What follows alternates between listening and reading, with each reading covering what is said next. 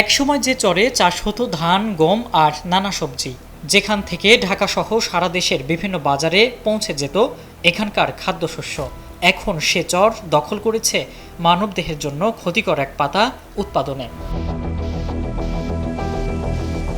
জামালপুরে যমুনা নদী ও ব্রহ্মপুত্র নদের বিস্তীর্ণ চরে উর্বর জমিতে প্রতি বছর ব্যাপকভাবে চাষ হচ্ছে তামাক পাতা। বাজারে ভালো চাহিদা ও কম খরচে বেশি লাভ পাওয়ায় তামাক চাষে ঝুঁকছেন কৃষকরা। আমরা অল্প দিনের মধ্যে টেয়ার পরিমাণটা বেশি পাই, এটা আঙুরে পুষে, এই জন্য আমরা এই তামাকের আবাদটা আমরা চাষ করি। তামাকের আবাদটা করলে অল্প টাইমে আয় পরে লাভবান হই, হওয়ার পরে তারপরে আমরা ধানের আবাদ।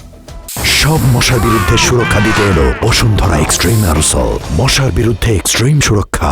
সরকার নিরুৎসাহিত করলেও সিগারেট কোম্পানির তৎপরতা আর স্থানীয় কৃষি বিভাগের উদাসীনতার কারণে প্রতি বছর বাড়ছে পরিধি।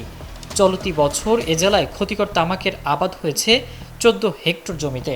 হ্যাঁ, এটা অবশ্যই ক্ষতিকর, সরকারেও নিষেধ করে, কারণ তা হলো আঙ্গুর লাভবানের জন্য আমরা এইসব করতেছি। আর যদি সরিষা অথবা ভুট্টা লাগাইলে, সরিষা বুনলে আবার পরিবর্তে যদি ধানের চাষ করি, পরে বন্যা এসে খায় জায়গা, সেজন্য আমরা তামুরের আবাদ করি। তামুরের আবাদ করলে তাড়াতাড়ি আসার পরে কাইটে ধান লাগাইলে পরে তাড়াতাড়ি আমরা কাটতে পারি, বন্যায় এসে ক্ষতি করতে পারি।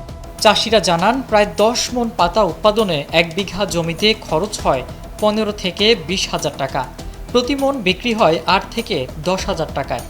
অন্যান্য ফসলের তুলনায় পরিশ্রম বেশি হলেও বাজারে অধিক চাহিদা ও লাভ বেশি হওয়ায় তামাক চাষে ঝুঁকছেন স্থানীয় কৃষকরা।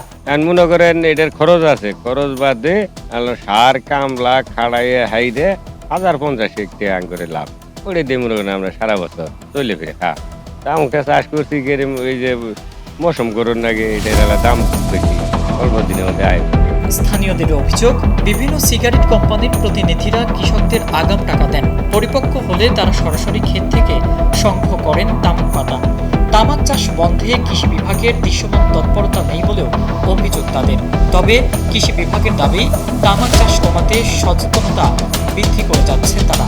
আমরা কৃষকদের তামাক চাষের সুফল, স্বাস্থ্যগত পরিবেশগত যে খারাপ দিকগুলো আছে সেগুলো সম্বন্ধে কৃষকদের সচেতন করতেছি, এবং সেই সাথে আমরা কর্তৃপক্ষের কাছে প্রস্তাবনা দিয়েছি যে তামাক চাষের যদি প্রণোদনা আমরা নিয়ে আসতে পারি, তাহলে তামাক চাষ লাগু করা সম্ভব হবে, এবং সেই সাথে তামাক নিয়ন্ত্রণ আইন যদি কঠোরভাবে বাস্তবায়ন করা হয়, সেক্ষেত্রে আমার মনে হয় তামাক চাষ পুরোপুরি বন্ধ করা সম্ভব হবে।